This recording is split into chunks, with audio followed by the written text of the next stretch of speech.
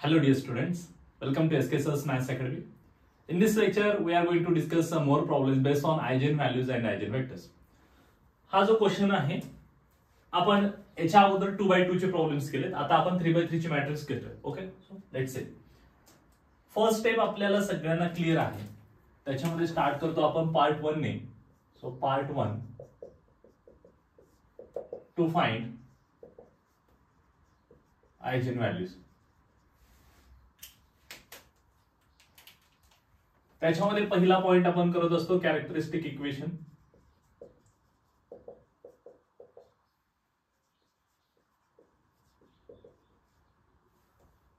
Determinant of a minus lambda I is equal to 0. That is, आपण यासाठी एक formula use करतो. आता इथे इक्वेशन तुमचं काय आहे, मॅट्रिक्स जी आहे 3x3 आहे. So we are going to use cubic equation here.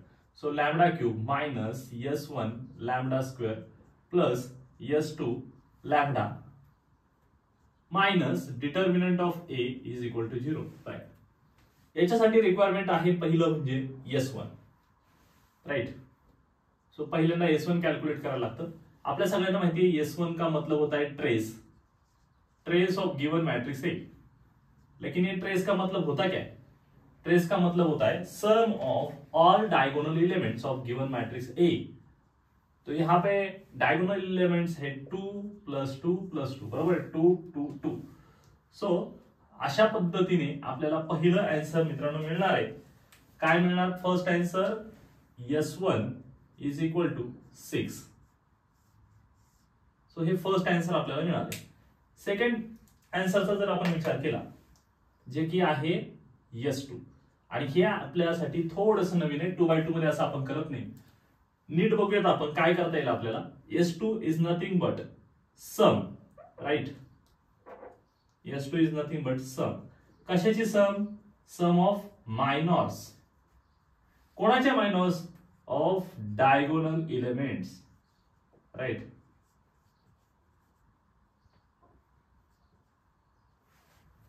जे काही तुमच्याकडे डायगोनल्स आहेत त्यांच्या मायनॉर्सची ऍडिशन घ्यायची. सो हे सुद्धा आपण डिटेल मध्ये बघितले. परत एकदा नीट सांगणार आहे मी. तुमच्याकडे डायगोनल एलिमेंट 2 आहे. सो याचा जर मायनॉर लिहायचा असेल तर मला हा 2 ज्या रो मध्ये ती डिलीट करावी लागेल आणि ज्या कॉलम मध्ये तो आहे ते डिलीट करावं लागेल. मग एवढा पार्ट जो दिसतोय तो शिल्लक राहिला त्याला मी काय म्हणणार? मायनॉर. कोणाचा? ह्या पहिल्या 2. सो मग माझ्याकडे मिळेल 2 0 0 2 प्लस. आता मला मायनॉर लिहायचा आहे ह्या 2 चा. मग मला हा 2 ह्या कॉलम मध्ये सेकंड तो डिलीट करावा लागेल आणि सेकंड रो मध्ये तो डिलीट करावा लागेल. मग माझ्याकडे शिल्लक राहील 2 -1 -1 2 कॉर्नरचे सगळे पॉइंट्स. सो 2 -1 -1 2 प्लस याच्यानंतर ह्या 2 चा जर मला मायनॉर घ्यायचा असेल तर ही पूर्ण रो डिलीट करावी लागेल आणि हा पूर्ण कॉलम, म्हणजे माझा एवढा वरचा पार्ट शिल्लक राहतोय. सो काय ना 2 0 0 2. Right. So in this way इथे कॅल्क्युलेशन्स करायचे आपल्याला. याचं कॅल्क्युलेशन येतं 4. हे -0 होऊन जातं. त्याच्यानंतर इथे कॅल्क्युलेशन येणार आहे तुमचं 2 2 जा 4 आणि मायनस साइन बाय डिफॉल्ट असतं. सो 1 × 1 1 प्लस इथे येणार आहे 2 × 2 4. फाइन. सो मग अशा फॉर्मॅट मध्ये तुमचं आन्सर जे आहे ते आन्सर काय मिळते बघा. So this is equal to 11 answer येतो. बरोबर. 4 4 8 8 प्लस 3 11. So that implies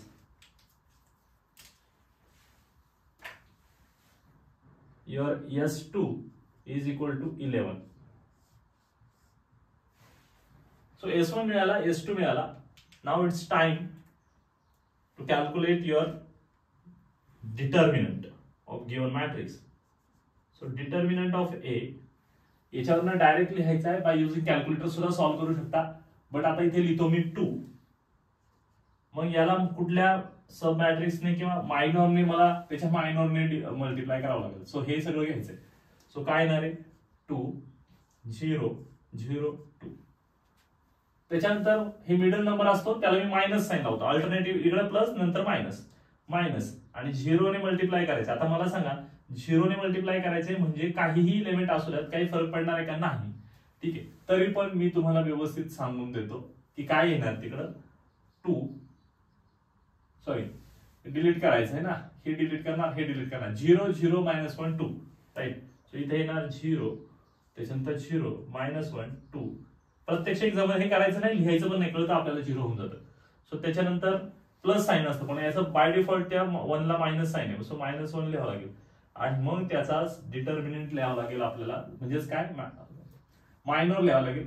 0 2 -1 0.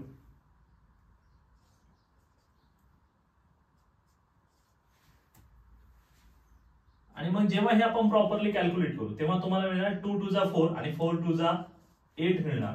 याचा 0 होणार आणि इथे नीट बघून घ्या तुमच्याकडे हे असं असणार आहे -1 त्याच्यानंतर इथे 0 येणार 0 0 मायनस साइन बाय डिफॉल्ट असतं आणि मग ह्या दोघांचा प्रॉडक्ट केला तर ते येणार आहे -2 बरोबर. या दोघांचं -2 मग काय होणार इथे मायनस मायनस प्लस होणार.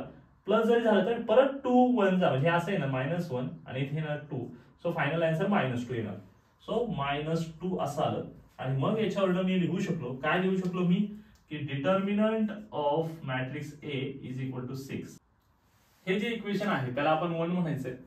मग S1 S2 आणि डिटर्मिनंट ह्या सगळ्यांच्या व्हॅल्यू आपण कॅल्क्युलेट केलेल्या आहेत आणि आता त्या सगळ्या व्हॅल्यू आपण इक्वेशन 1 मध्ये पुट करणार. सो फ्रॉम इक्वेशन 1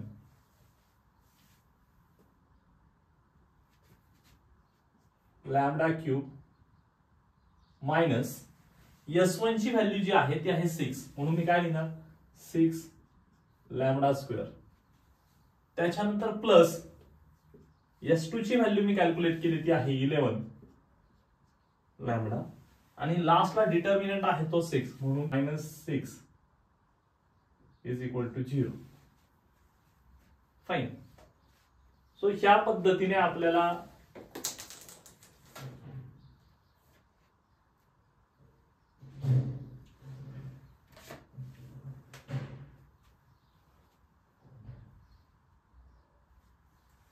आपल्यासाठी महत्वाचा पार्ट काय याच्या आयजेन व्हॅल्यूज फाइंड आउट करणं म्हणजे ह्या लॅम्बडाची व्हॅल्यू फाइंड आउट करणं. आता क्यूबिक इक्वेशन आहे हे क्यूबिक इक्वेशन सॉल्व्ह करायचं असेल तर तुमच्याकडे अनेक ऑप्शन्स आहेत. मी तुम्हाला सांगितलं तुम्ही फॅक्टरायझेशनने करू शकता किंवा तुम्ही सिंथेटिक डिव्हिजनने करू शकता किंवा तुम्ही बेटर वे कॅल्क्युलेटरने करू शकता. आता मी सुचवेल फक्त आणि फक्त कॅल्क्युलेटरने करा. सिंथेटिक डिव्हिजनचा जरी वापर करायचा झाला तरी ती खूप लेंदी प्रोसेस आहे. सो त्या भानगडीत पडू नका. डायरेक्ट कॅल्क्युलेटरवर जर आपण याच्या व्हॅल्यू फाइंड आउट केल्या तर आपल्याला लॅम्बडाच्या व्हॅल्यूज मिळणार आहेत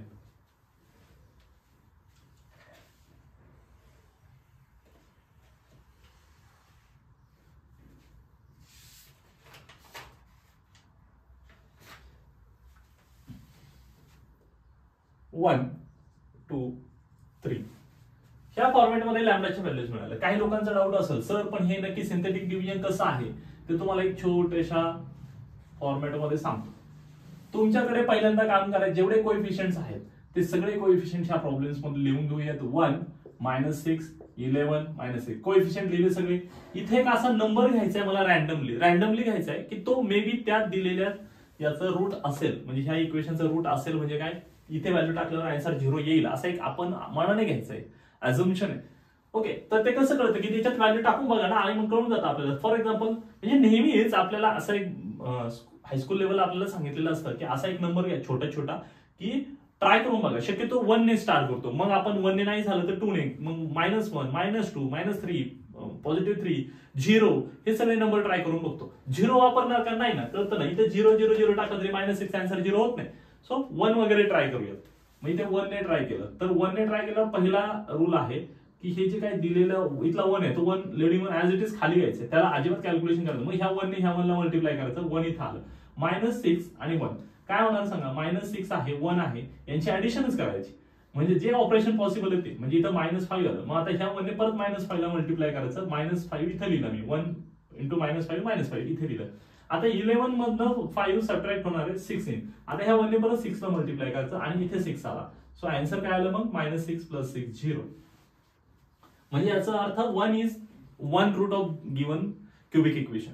मग आता सेकंड इथं एक परत तसं आता हे क्वाड्रॅटिक इक्वेशन मिळाले तसंही सॉल्व्ह करू शकता किंवा तुम्ही लॉजिकली सॉल्व्ह करू शकता. इथं 3 आहे म्हणजे मी इथं ट्राय करेल मल्टिपल ऑफ किंवा आपण काय म्हणणार डिव्हायजर ऑफ 6 च्या डिव्हायजरने ट्राय करा. म्हणजे काय एक तर 2 ने 1 ने किंवा 3 असं. मग आता म्हणजे 1 2 3 यांच्यापैकी कुठल्याही नंबरने ट्राय करू शकतो. पण आता 1 वापरून झालाय. ओके मग आता 2 वापरतो मी 2. मग इथे काय येणार तुमच्याकडे इथे 1 ऍज इट इज लिहावं लागतो. सो 2 1 जा 2. काय आले इथे आन्सर जे आहे ते -3 येऊन जातं. सो 2 3 जा -6 आलं. ओके आणि मग इथे आन्सर परत काय आलं 0. It implies that 2 is also 1 root. आता इथे 3 दिसते म्हणजे तुम्ही ट्राय कशाने करणार ऑब्व्हियसली 3 ने करणार राईट. सो 3 मग 3 जर घेतला तर 1 ला हात लावायचा नसतो असं शिकवलंय मी. 1 ऍज इट इज 3 1 जा 3 आणि आन्सर काय येणार आहे 0. सो ह्या फॉर्मॅटमध्ये तुमचा आन्सर. पण लक्षात ठेवा हे काहीही करायची गरज नाही. एक्झाम मध्ये कॅल्क्युलेटरने कॅल्क्युलेशन्स करायचे आहेत. एवढं सोपं कॅल्क्युलेटरने सोडून तुम्ही ह्या डिफिकल्ट प्रोसेसमध्ये जाऊ नका. कारण हे रूट्स आपल्याला पहिल्यांदा अझम्पशन करायला अवघड जाऊ शकतं काही लोकांना. सो इथे आहे तुमच्याकडे 1 2 3 आणि मग ह्या सगळ्या 1 2 3 ना आपण म्हणणार आहोत eigen values right. Part 1 complete केल्यानंतर पार्ट 2 ची स्टार्टिंग जी आहे ती असते आयजेन वेक्टर्स. पण हे आयजेन वेक्टर्स फाइंड आउट करण्यासाठी मित्रांनो पहिल्यांदा लिहायला लागतं आपल्याला ते म्हणजे मॅट्रिक्स इक्वेशन. मॅट्रिक्स इक्वेशन लिहायचं म्हणजे नक्की काय करायचं तर आपल्याला विचारात घ्यावी लागेल एक कंडिशन कुठली a minus lambda I into x is equal to 0. मी तुम्हाला शिकवलंय की याची कॅल्क्युलेशन्स कसे करायचे. डायरेक्टली कॅल्क्युलेशन सुद्धा करता येतात आपल्याला त्या प्रत्यक्ष मॅट्रिक्स न लिहिता. तर पहिल्यांदा काम करायचे तुमची दिलेली मॅट्रिक्स ऍज इट इज पहिल्यांदा लिहून घ्यायचे 2 0 -1 then 0 2 0 then -1 0 2 फाईन. आणि मग ह्या मॅट्रिक्सच्या फक्त डायगोनल एलिमेंट मधनं लॅम्बडा सबस्टिट्यूट करायचा. का कारण लॅम्बडा मल्टिप्लाय करतो आयडेंटिटी मॅट्रिक्सला. आयडेंटिटी मॅट्रिक्स मध्ये फक्त डायगोनल एलिमेंट्सला 1 असतात बाकी सगळे 0. मग जे काय याचा इम्पॅक्ट होणार आहे तर फक्त डायगोनल एलिमेंट्स लॅम्बडा होणार आहे. आणि मग सबट्रॅक्शन केल्यावर इथे चेंज काय होणार फक्त याच्यातनं काय सबट्रॅक्ट करायचंय डायगोनल एलिमेंट्स मधनच लॅम्बडा सबट्रॅक्ट करायचा आहे. आणि ह्या बाजूला तुम्हाला एक्स म्हणजेच अननोन्सची एक कॉलम मॅट्रिक्स म्हणजेच एक वेक्टर म्हणूयात आणि यालाच पुढे जाऊन आपण आयजेन वेक्टर म्हणणार. म्हणजे ह्या ठिकाणी तुम्ही जे काय अननोन्स घेणार आहात तर त्यांच्या व्हॅल्यूज फाइंड आउट करणे म्हणजेच तुम्हाला काय मिळणार आहे आयजेन वेक्टर. पण आयजेन वेक्टर जो आहे मित्रांनो तो प्रत्येक आयजेन व्हॅल्यू साठी वेगळा असणार. समजा याला तुम्ही 2 असं म्हणा. मग आपण फाइंड आउट करणार आहोत आयजेन वेक्टर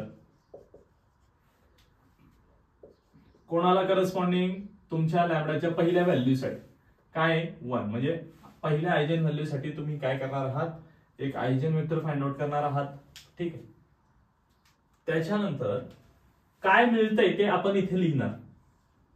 तुमच्याकडे मॅट्रिक्स आहे तर 1 पुट केला 2 -1 काय मिळणार आहे 1 0 -1 त्याच्यानंतर इथे 0 नंतर इथे 2 -1 1 इथे 0 -1 0 1 इकडे x1 x2 x3 फाईन. तर तुम्हाला सांगितल्याप्रमाणे तुमच्याकडे 2-3 ऑप्शन्स आहेत. तुम्ही कॅल्क्युलेटरवर सॉल्व्ह करू शकता किंवा ही सिस्टीम लिहून तुम्ही याची ऑगमेंटेड मॅट्रिक्स लिहू शकता. जसं की सांगितले ही आणि ही एकत्र जसं आपण केलेले आहेत खूप सारे प्रॉब्लेम्स. ऑगमेंटेड मॅट्रिक्स लिहून त्याला रिड्यूस करू शकता इन रो इकॉलम फॉर्म किंवा याच्यावर डायरेक्ट इक्वेशन घेऊन तुमच्याकडे एक ऑप्शन आहे आता क्रॅमर्स रूल जो आपण 10th ला 9th ला केलेला आहे. लक्षात ठेवा 3x3 जेव्हा 3x3 ची मॅट्रिक्स असेल तुमच्याकडे तेव्हा मोस्टली क्रॅमर्स रूल वापरायचा आहे. म्हणजे हे डायरेक्ट इक्वेशन मध्ये लिहायचं आणि क्रॅमर्स रूल वापरायचा. पण त्यासाठी एक कंडिशन दिलेले 2 इक्वेशन जेव्हा तुम्ही विचारात घेता ना मित्रांनो तेव्हा 2 इक्वेशन सेम नको. 2 इक्वेशन जर सेम असेल म्हणजेच काय दिसताना सेम असतात असं नाही पण ते एकमेकांचे मल्टिपल असतात ना. कधी कधी रिड्यूस करून डिवाइड करून मल्टिप्लाय करून सेम इक्वेशन मिळू शकतात 2. ओके तर मग त्या केसमध्ये नको. मी काय बोलतो याचा मिनिंग लागत नसेल तर लक्षात घ्या 1 0 -1 याच्या ऐवजी इथं -1 होता की नाही. आता जर मी असं लिहिलं तर हे आणि हे 2 रो काय झाल्या सेम म्हणजे याच्याशी करस्पॉन्डिंग 2 इक्वेशन सुद्धा काय होणार सेम होऊ शकतात. मग अशा वेळी तुम्ही हे आणि हे 2 इक्वेशन विचारात घेऊ शकत नाही. तुम्ही हे 2 डिस्टिंक्ट आहेत मग यांच्याशी रिलेटेड जे इक्वेशन फॉर्म होईल ते विचारात घ्यायचं. इक्वेशन पहिले इक्वेशन मिळेल माहिती याला x1 x2 आणि x3 करस्पॉन्ड करतो. सो x1 समजण्यासाठी कोएफिशिएंट 0 जरी असला तरी तो लिहा -x3 is equal to 0. First equation. दुसरं इक्वेशन आहे तुमच्याकडे 0 into x1 plus 1 into x2 आणि -0 x3 इज इक्वल टू 0. लास्टला मिळेल -x1 plus 0 x2 plus x3 is equal to 0. Right. तुम्हाला अशा पद्धतीने 3 इक्वेशन्स मिळालेले आहेत आणि यांच्यासाठी आपल्याला यूज करायचा आहे क्रॅमर्स रूल. तर क्रॅमर्स रूल कसा वापरतो ते तुम्हाला इथे दाखवणार आहे मी. थोडंसं फोकसली करणं गरजेचं आहे. तुमच्याकडे लिहितानाच असं लिहायचंय x1 आणि याला डिवाइड करायचंय कोणाच्या डिटर्मिनंटने. तर लक्षात घ्या मी 2 असे इक्वेशन्स घेतलेत की त्यांचे मिनिंग किंवा ते 2 इक्वेशन्स सेम नको किंवा एकमेकांचे मल्टिपल नको. आता इथे पाहिलं आणि इथे पाहिलं तर हे 2 पूर्णपणे वेगळे इक्वेशन्स आहेत की नाही, बरोबर ना. एकमेकांचे मल्टिपल आहेत का, नाही. ओके. मग आता x1 जर कॅल्क्युलेट करायचं असेल तर x1 आणि याला खाली डिटर्मिनंट लिहायचं आहे. कुठला डिटर्मिनंट लिहिणार आपण लक्षात घ्या. आपण लिहिणार डिटर्मिनंट x1 जेव्हा लिहितो त्याच्या खाली डिटर्मिनंट लिहितो x1 चे सोडून जे कोएफिशिएंट आहेत ह्या 2 इक्वेशन मध्ये त्यांचा डिटर्मिनंट. म्हणजे x1 चे कोएफिशिएंट घ्यायचे नाहीत आता. मग काय येणार आहे 0. इथे काय येणार आहे -1. इथे येईल 1 आणि इकडे येईल 0 येणार. ओके. इथे मी चुकून मायनसला 0 साइन लिहिलं त्याने काही फरक पडत नाही, पण आपण युजुअली पॉझिटिव्ह लिहितो. हा झाला x1. आता इथे आल्यानंतर दुसरा जो व्हेरिएबल आहे त्याला मायनस साइन लावायचा आहे. रूल काय सांगतो क्रॅमर्स रूल आपल्याला, त्याला लावायचं आहे minus sign. Don't forget minus sign लावायचं. मग आता x2 साठी जे तुम्ही घेणार आहात इथे डिटर्मिनंट त्याच्यामध्ये x2 चा एकही कोएफिशिएंट नको. म्हणजे कोणाचे कोएफिशिएंट घ्यायचे आहेत तर त्या ठिकाणी x1 आणि x3 चे कोएफिशिएंट. मग इथे कोएफिशिएंट आहे 1, इथे कोएफिशिएंट आहे -1, इथे कोएफिशिएंट आहे तुमच्याकडे 0 आणि इथे आहे 0 इज इक्वल टू. आता तुम्हाला घ्यायचं आहे x3, त्याला मात्र पॉझिटिव्ह साइन आणि डिटर्मिनंट आपण घेणार आहोत x1 x2 चे कोएफिशिएंट 1 0 0 1. x1 अपॉन ह्या डिटर्मिनंटची व्हॅल्यू काय येणार ती बघा. लक्षात घ्या 0 आहे, क्रॉस मल्टिप्लिकेशन केलं 0, मायनस बाय डिफॉल्ट असतं आणि मग ह्या दोघांचं मल्टिप्लिकेशन 1 इंटू -1 काय येणार आहे -1.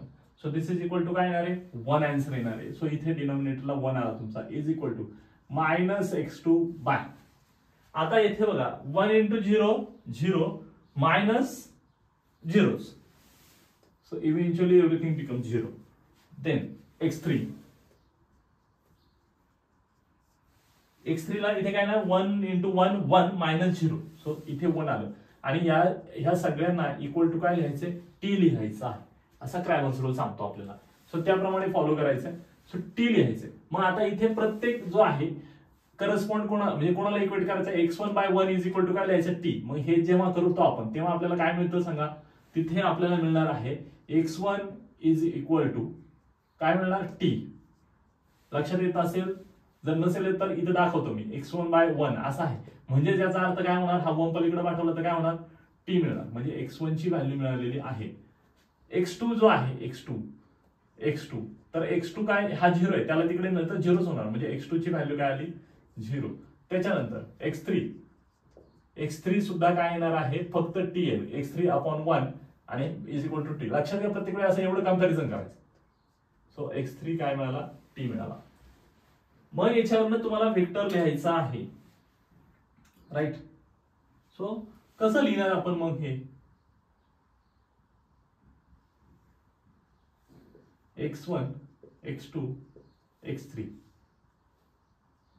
इज इक्वल टू x1 ची व्हॅल्यू t नंतर 0 आणि x3 ची t. सो याच्यातनं कॉमन काय काढता येईल t कॉमन काढता येईल आणि मग काय राहील शिल्लक 1 0 1. राईट. t बाहेर घेतला याच्यातनं दोन्ही मधनं तर तिकडे 1 1 राहतो आणि म्हणून अशा पद्धतीने तुमच्याकडे जो पहिला वेक्टर आहे. ओके. सो आता मी इथे कसं लिहितोय लक्षात घ्या. x1 बार लिहितो डोक्यावर, तुम्हाला समजायला सोपं जाईल. x1 बार किंवा त्याला v1 म्हणा. हा तुमचा पहिला वेक्टर काय मिळाला आयजेन वेक्टर 1 0 1. हा काय मिळालेला आहे 1 0 1. हा पहिला तुम्हाला आयजेन वेक्टर मिळालेला आहे आणि तो कोणाला करस्पॉन्ड करतो, तो करस्पॉन्ड करतो लॅम्बडा इज इक्वल टू 1 ह्या आयजेन व्हॅल्यूला.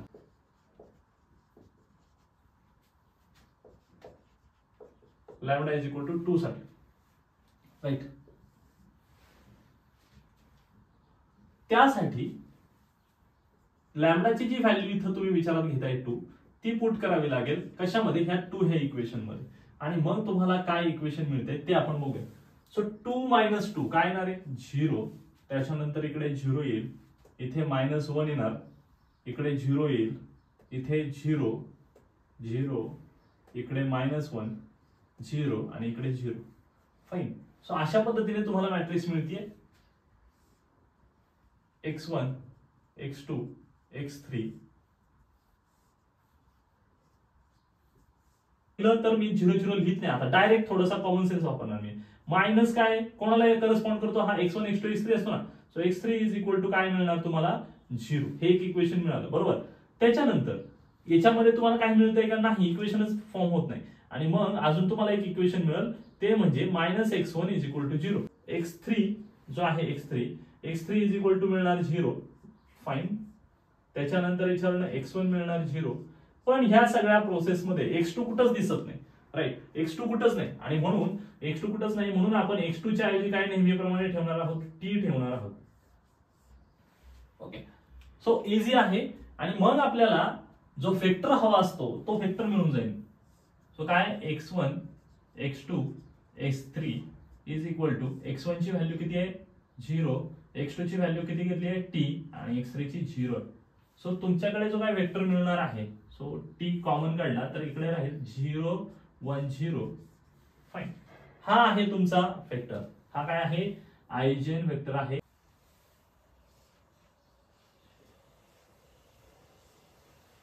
हा तुमचा सेकंड आयजेन वेक्टर आहे. कोणासाठी, लॅम्डा इज इक्वल टू 2 साठी.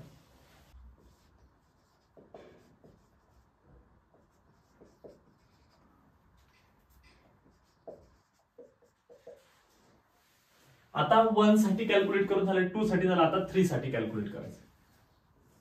ह्या दोन प्रोसेस दोन प्रॉब्लेम हे केल्यानंतर आयजेन वेक्टर कॅल्क्युलेट केल्यानंतर आपल्याला बऱ्यापैकी आयडिया येऊन जाते.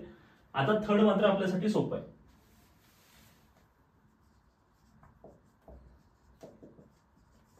या 2 याच्यामध्ये आपण लॅम्डाची व्हॅल्यू ठेवूया 3. सो आपल्याला काय मिळणार आहे बघा, 3 जर ठेवली तर काय मिळणार -1 0 -1 0 -1 0 -1 0 -1.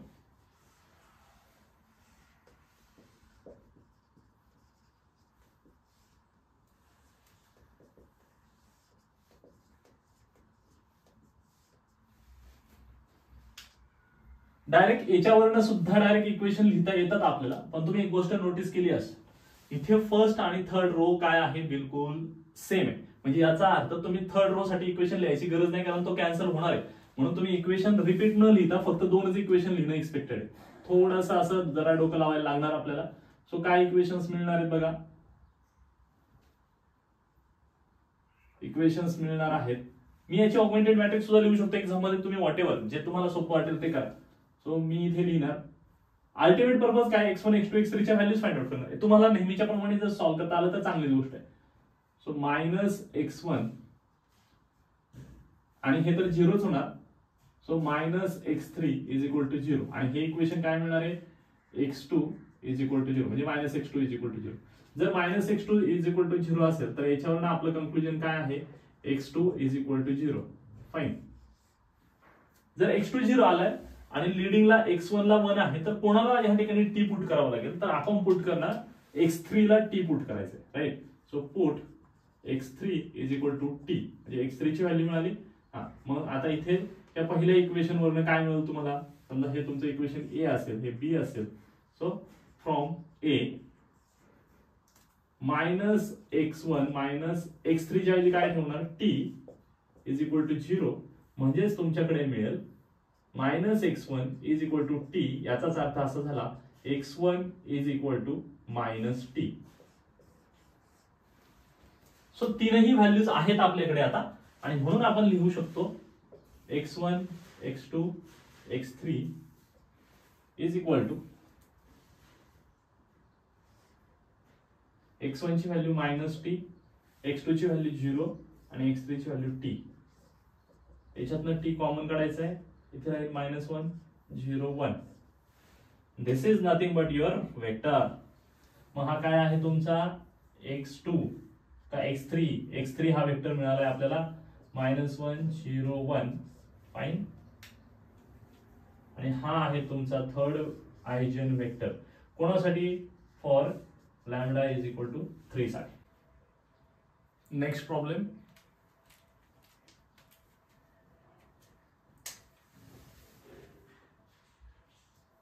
ज्या स्टेप्स आपण नेहमी करतो त्याच फॉलो करायच्या. पहिल्या पार्टमध्ये आपण आयजेन व्हॅल्यूज फाइंड आउट करणार आहोत. आयजेन व्हॅल्यू फाइंड आउट करत असताना आपल्यासाठी महत्त्वाचं जे असतं ते म्हणजे कॅरेक्टरिस्टिक इक्वेशन.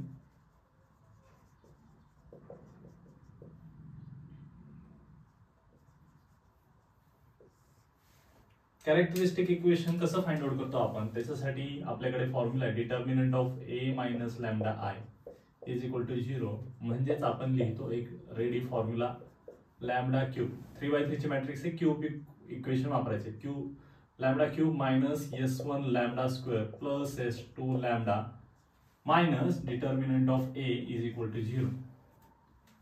सो या पर्पज साठी आपल्याला काही व्हॅल्यूज फाइंड आउट करणं गरजेचं आहे. s1 का मतलब होता है trace of given matrix A, ज्याचाच मिनिंग होतो sum of diagonal elements. So इथे आहे 2 + 1 आणि -1.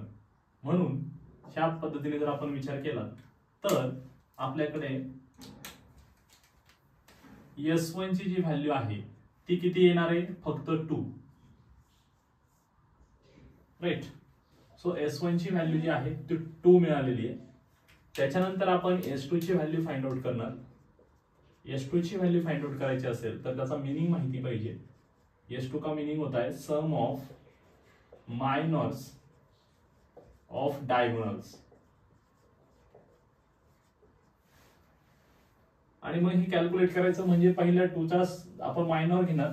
मायनर म्हणजे जो एलिमेंट ज्या रो आणि कॉलम मध्ये आहे ते सोडून.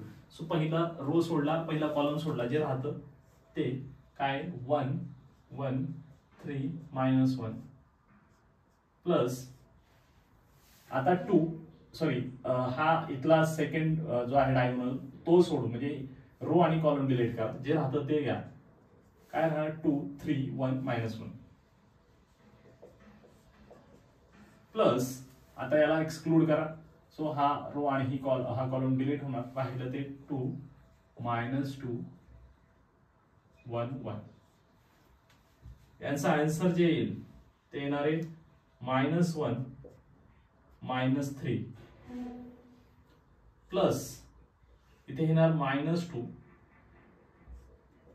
-3 देन इथे येणार 2.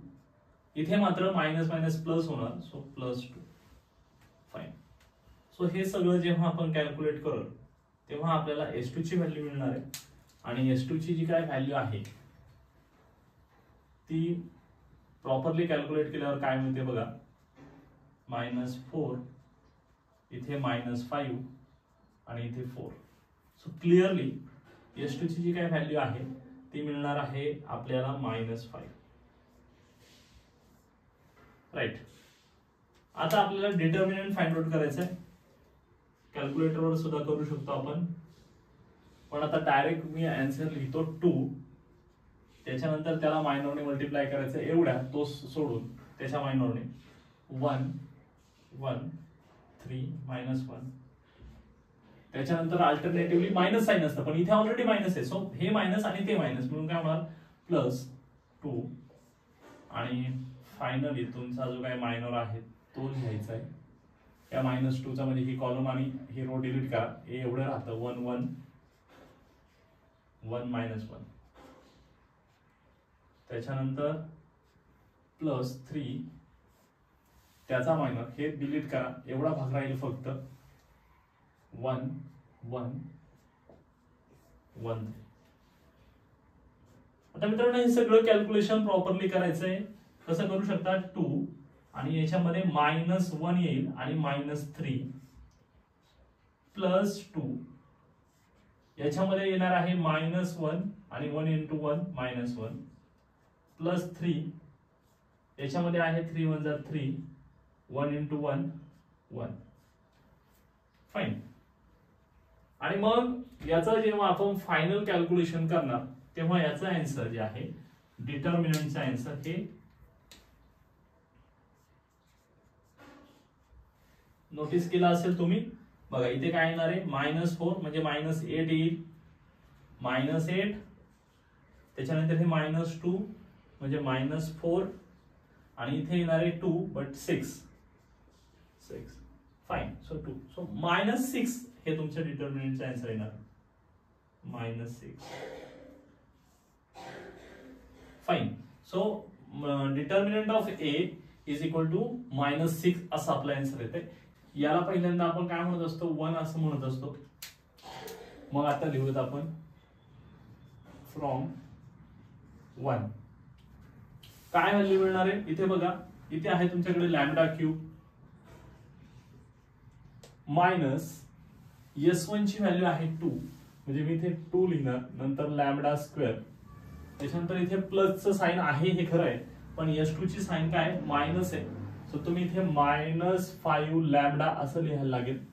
आणि लास्टला तुमचा डिटर्मिनंट इथे आहे, इथे मायनस साइन असतं पण इथे याचं साइनच मायनस आलं, so minus minus plus, so इथे येणार +6 इज इक्वल टू 0. ठीक आहे, λ³ -2 λ² -5λ +6 असं तुमचं आहे कॅरेक्टरिस्टिक इक्वेशन. आता हे इक्वेशन जेव्हा सॉल्व्ह कराल तुम्ही तेव्हा तुम्हाला डायरेक्ट व्हॅल्यू मिळणार आहेत. कॅल्क्युलेटरवर करायचं हे मी तुम्हाला ऑलरेडी सांगितलंय, किंवा सिंथेटिक डिव्हिजनने पण कसं करायचं हे सुद्धा मी इलस्ट्रेट करून सांगितलेलं आहे. So choice is yours but better way कॅल्क्युलेटरने करा. सो लॅम्बडाच्या व्हॅल्यूज काय मिळणार आहे -2 1 आणि त्याच्यानंतर तुम्हाला मिळणार आहे 3. ह्या अशा 3 व्हॅल्यूज मिळालेल्या आहेत आणि ह्या तीनही व्हॅल्यूज ना आपण काय म्हणत असतो eigen values.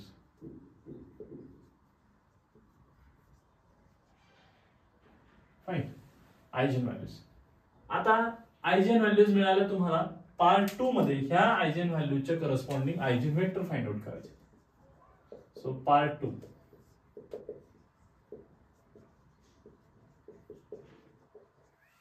Eigen vectors. Eigen vector find out करायचं असेल तर सगळ्यात पहिलं काम करायला लागतं आपल्याला ते म्हणजे मॅट्रिक्स इक्वेशन. आणि मॅट्रिक्स इक्वेशन काय आहे आता आपल्याला अगदी वेल नोन आहे. कसं लिहितो आपण matrix equation, A minus lambda I he determinant घेतो इकडे, सॉरी डिटर्मिनंट इकडे घेतो. तो आता इथे मॅट्रिक्स घ्यायची आहे x is equal to 0. x हा म्हणजे अननोनचा वेक्टर आहे, त्यालाच पुढे जाऊन आयजेन वेक्टर म्हणणार, त्याच्यातल्याच अननोनचे व्हॅल्यू फाइंड आउट करायचे असतं. सो डायरेक्ट कसं लिहायला शिकवलं मी, लक्षात असेलच तुमच्या. कसं लिहितो आपण,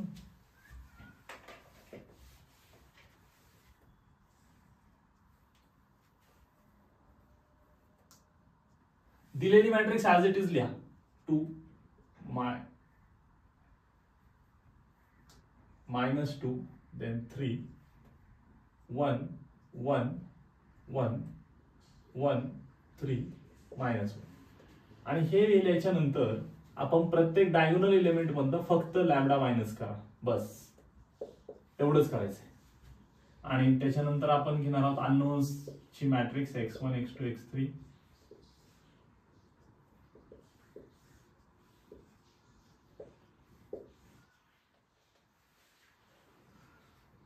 आता पुढे गेल्याच्या नंतर आपल्याला ह्या याच्यावरनं कॅल्क्युलेशन जरी करायचं असलं तरी याला समजा 2 म्हणूयात आणि मग तुम्हाला माहिती आहे आपण एक एक व्हॅल्यू घेतो लॅम्बडाची, ती पुट करतो. मग तुम्हाला पहिल्यांदा काय करायचंय, आयजेन वेक्टर फाइंड आउट करायचा आहे. कोणाच्या corresponding, eigenvector for lambda is equal to, पहिली व्हॅल्यू आहे -2, सो त्याच्यासाठी कॅल्क्युलेट करूया. मग ही व्हॅल्यू तुम्ही 2 मध्ये पुट करायची. So put lambda is equal to -2 in equation 2. मग तुम्हाला अशा पद्धतीने मॅट्रिक्स मिळेल. 2 मायनस मायनस प्लस म्हणजे 4 मिळेल, -2 3, इकडे 1, इथे -2 म्हणजे मायनस मायनस प्लस 3 मिळेल 1 1 3 आणि इथे तुम्हाला परत काय मिळणार आहे, इथे मायनस मायनस प्लस होऊन जाईल, सो फक्त 1 मिळेल. सो ह्या फॉर्मॅटमध्ये एकदा क्रॉस चेक करणं गरजेचं आहे की आपण जे कॅल्क्युलेशन करतो ते बरोबर आहे की नाही. प्रत्येक स्टेपला करायचं, थोडंसं शांत बघायचंय की काय मिस्टेक झाली का, कारण हे परत जर फिरवायचं म्हटलं तर फार मुश्किल आहे, लक्षात ठेवा. पुढे गेल्यानंतर रिटर्न येणं मुश्किल आहे, त्या स्टेपला चेक करूया. सो बघा इथे फक्त चेक करायचे, 2 मायनस मायनस म्हणजे काय होणार, प्लस होणार. सो 4 1 + 2 3 होणार आणि त्याच्यानंतर शेवटला -1 + 2 म्हणजे फक्त 1 येणार. करेक्ट. सो आता ही सिस्टीम आहे, तुम्हाला सांगितलं दोन मेथड करू शकता. एक तर तुम्ही काय करू शकता, याच्यावरनं ऑगमेंटेड मॅट्रिक्स लिहून रो इकॉलॉन फॉर्मने करू शकता, किंवा तुम्ही काय करू शकता, दुसरा ऑप्शन आहे क्रॅमर्स रूल. पण क्रॅमर्स रूल साठी कंडिशन काय, दोन इक्वेशनची विचार करतो ती सेम नको किंवा ती इंटर कन्व्हर्टेबल नको. आता इथे बघा हे दोन्ही झिरो होऊन जाणार, तर सो हे दोन नाही घेता येणार, हे दोन इक्वेशन्स लिहूयात पहिल्यांदा आपण. ठीक आहे, सो इक्वेशन्स पहिलं इक्वेशन लिहितो 4x1 minus twice x2 plus 3x3 is equal to 0. त्याच्यानंतर पुढचं इक्वेशन आहे ते आहे x1 plus 3x2 plus x3 is equal to 0. आणि त्याच्यानंतरचं इक्वेशन लिहिण्यात काही पॉईंट नाही, कारण ते सेमच इक्वेशन आहे. सो हे इक्वेशन समजा ए असेल आणि हे समजा बी असेल. आपण याच्यासाठी काय वापरणार आहोत, क्रॅमर्स रूल वापरणार आहोत. ओके, ट्रान्सफॉर्मेशन नाही, तुम्ही ट्रान्सफॉर्मेशन वापरू शकता, ते पण सोपंच आहे. सो इथे x1 आहे आणि याला डिव्हाइड करायचंय कशाच्या डिटर्मिनंटने, x2 आणि x3 च्या डिटर्मिनंट कोएफिशियंटने. सो -2 3 आणि इथे 3 आणि 1 इज इक्वल टू सेकंड व्हेरिएबलला साइन लावतो आपण मायनस. सो आता बघूया काय होतंय. x2 चे कोएफिशियंट सोडून द्या, बाकीच्या न घ्या. 4 3 1 1 इज इक्वल टू x3 हा व्हेरिएबल घेणार आपण आणि त्याच्यासाठी कोएफिशियंट खाली जे डिटर्मिनंट मध्ये लिहायचे ते कोणाचे, x1 x2 चे. सो 4 -2 1 3 आपल्याला मिळेल x1 अपॉन -2, म्हणजे साइडला कॅल्क्युलेशन करायचे, लक्षात घ्या, डायरेक्ट तिथं एक डिजिट लिहायचं आहे. -2 मायनस 3 3 जा 9. सो आन्सर काय आलं माझं, पहिलं -11 आले. त्याच्यानंतर पुढची जी टर्म आहे ती आहे x2, बट त्याचं साइन मायनस आहे. सो डिवाइडेड बाय 4 1 जा 4 -3. सो आन्सर ऑब्व्हियसली 1 येतं. आणि लास्टला x3 ची जी कॅल्क्युलेशन्स करायचे आपल्याला, त्याच्यासाठी 4 3 जा काय आलं 12, मायनस साइन बाय डिफॉल्ट असतं, इथे 2 1 जा म्हणजे -2 येणार. सो आन्सर 14 आलं. सो इथे काय आलं माझ्याकडं, x3 बाय 14, आणि या सगळ्यांना इज इक्वल टू काय लिहायचं असतंय, t लिहायचं. याच्यावरून आपण x1 ची व्हॅल्यू काय लिहू शकतो माहिती आहे आपल्याला, x1 बाय -11 हे असं शिकवलं, मी परत एकदा सांगतो, is equal to t assume करायचं. मग ते t अज्युम केलं की तुमच्याकडे x1 ची व्हॅल्यू काय मिळणार आहे, -11t. करेक्ट, -11t मिळणार. सो ही झाली x1 ची व्हॅल्यू. फाईन. त्याच्यानंतर अशाच पद्धतीने तुम्ही दुसरी सुद्धा व्हॅल्यू कॅल्क्युलेट करू शकता, जी काय असणार आहे तुमची, x2 इज इक्वल टू -1. आणि सिमिलरली तुम्ही x3 सुद्धा कॅल्क्युलेट करू शकता, काय येणार आहे, 14t. राईट. सो ह्याप्रमाणे तुमच्या सगळ्या व्हॅल्यूज मिळाल्यात. आणि मग याच्यावरनं एक वेक्टर लिहू शकतो आपण. काय वेक्टर लिहिणार आपण, x1 x2 x3 is equal to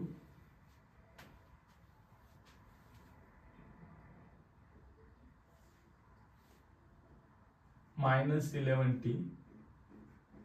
त्याच्यानंतर इथे -1च आहे डायरेक्ट, सॉरी इथे काय येणार आहे, -1 नाही, -t लिहायला पाहिजे होतं ना, -t. इथे -t लिहायचं आणि इकडे 14t. सो याच्यातनं t कॉमन काढला तर मग काय मिळेल आपल्याला, -11 -1 आणि 14.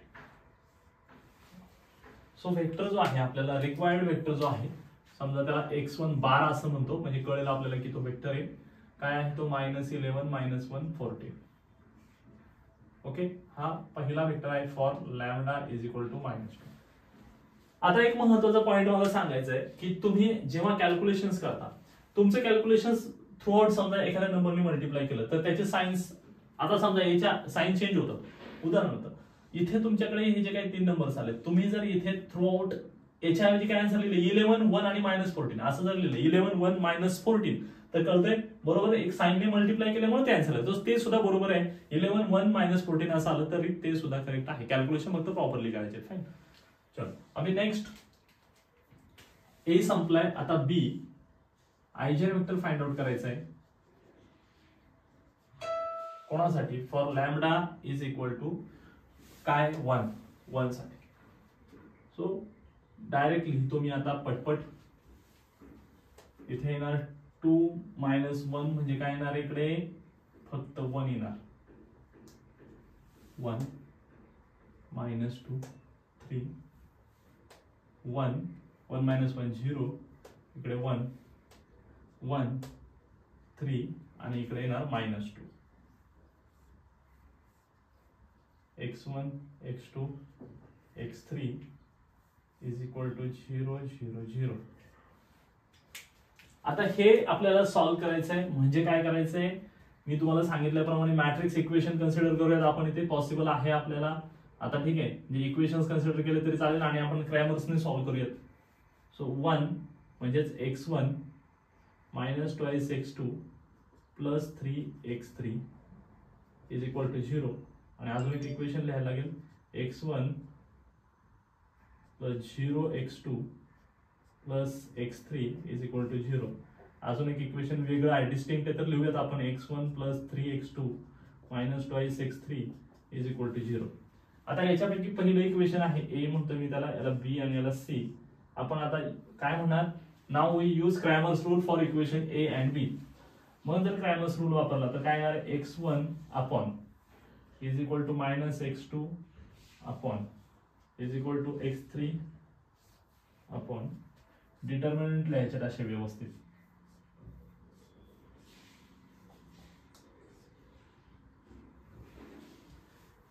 x1 ची व्हॅल्यू जेव्हा कॅल्क्युलेट करतो तेव्हा डिटर्मिनंट हा x2 आणि x3 चे कोएफिशिएंट घ्यायचे. म्हणजे काय येणार? -2 3 त्याच्यानंतर 0 1. देन आता x2 ची पाहिजे तर x1 आणि x3 चे कोएफिशिएंट काय येणार? 1 3 इकडे 1 तिकडे 1. x3 च्या वेळी x1 x2 चे कोएफिशिएंट 1 -2 त्याच्यानंतर इकडे 1 आणि इथे 0. चलो अब इसको साइड में कैलकुलेट करते हैं हम लोग. जर साइड मध्ये कॅल्क्युलेशन केलं आपण तर याचा आन्सर काय येतं बघा. -2 आहे आणि पुढे 0. म्हणजे डायरेक्ट तुम्ही लिहू शकता इकडे x1 upon -2 is equal to -x2 upon -x2 upon 1 into 1 1 बरोबर. 1 into 1 1 -3 राइट. 3 1 3. सो -2 आन्सर आलं. ओके -2. देन x3 आहे त्याच्या डिनॉमिनेटरला काय येणार आहे बघा. इथे 0 येतं मायनस साइन बाय डिफॉल्ट आणि याचं पुढचं -2 into 1 म्हणजे काय आलं तुमचं फक्त म्हणजे -2 आहे म्हणजे +2 येऊन जाईल राइट. बरोबर +2. सो x3/2 आणि इज इक्वल टू काय लिहितो आपण t. असं लिहिल्याच्या नंतर आपल्याला तिघांच्याही व्हॅल्यूज मिळणार आहेत. कशा व्हॅल्यूज मिळणार बघा. x1 is equal to -2t बरोबर. t जोडायचंय फक्त. त्याच्यानंतर x2 इज इक्वल टू काय हे पॉझिटिव्ह होणार आहे. So x2 is equal to 2t आणि फायनली x3 सुद्धा मिळणार आहे 2t. सो अशा पद्धतीने तुम्ही जेव्हा कॅल्क्युलेशन करता तेव्हा त्या तीनही व्हॅल्यूज मिळाल्यात आणि मग आपण इथं वेक्टर लिहिणार. आता काय वेक्टर लिहिणार?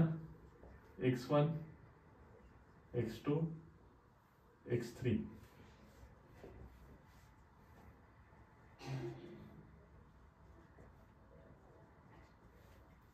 सो याच्यातनं तुम्ही कॉमन काढू शकता t ला किंवा तुम्ही 2 जरी कॉमन काढला डायरेक्ट समजा 2t सुद्धा कॉमन काढला तरी चालेल, काही अडचण नाही. ओके.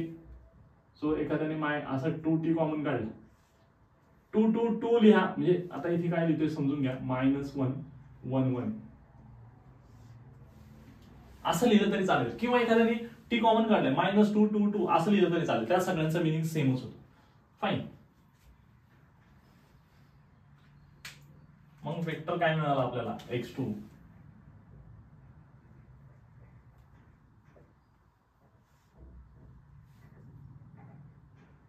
x2 आहे -1 1 आणि 1. ठीक आहे. For lambda is equal to 1.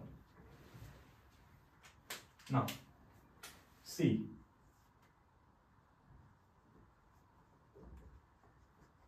आयजेनवेक्टर for lambda is equal to काय राहिलं आता 3. जर 2 - 3 जर केलं तर काय येणार आहे -1 देन -2 3 1 1 मायनस लॅम्बडा म्हणजे -2 1 त्याच्यानंतर इथे 1 3 आणि इथे -1 -3 -4. इकडे तुमच्याकडे आहेत x1 x2 x3 is equal to 0 0. Equations काय येतात बघा.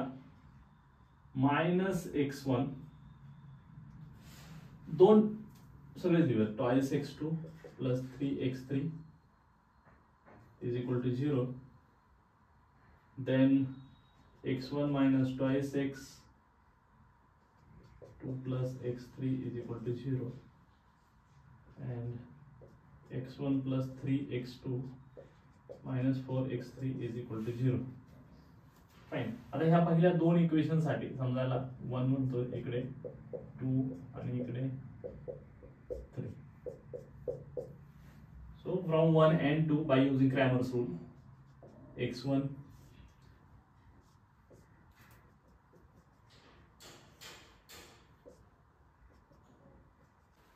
x1 घ्यायचंय तेव्हा कोएफिशिएंट आपण x2 x3 चे घेतो आणि हे डिस्टिंक्ट आहेत का इक्वेशन तर आहेत डिस्टिंक्ट आहेत वेगळे.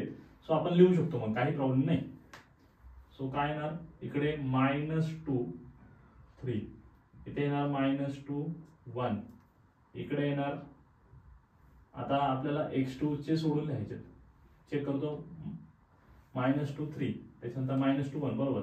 नंतर x2 चा जर विचार केला तर काय लिहिणार -1 3 -1 3 नंतर 1 1 आणि इकडे x3 काय लिहिणार आपण -1 -1 -2 नंतर 1 -2. सॉल्व केल्यानंतर काय मिळेल आपल्याला x1 अपॉन इथे -2 × 1 आहे म्हणजे -2 आणि -6 प्लस 6 4 मिळालं बरोबर is equal to -x2 upon इथे -1 आहे आणि -3 -4 मिळालं इज इक्वल टू x3. इथे बघा +2 होऊन जाईल +2 आणि हे परत +2 म्हणजे 4. सो अशा पद्धतीने आन्सर मिळाले आणि इज इक्वल टू काय लिहितो आपण t लिहितो. नोटीस केला असेल की इथे मायनस प्लस होणार. सो तुमच्याकडे ऍक्च्युअली काय येणार आहे बघा. मी डायरेक्ट वेक्टर लिहितो याच्यावरून तुमच्या लक्षात आलं असेल.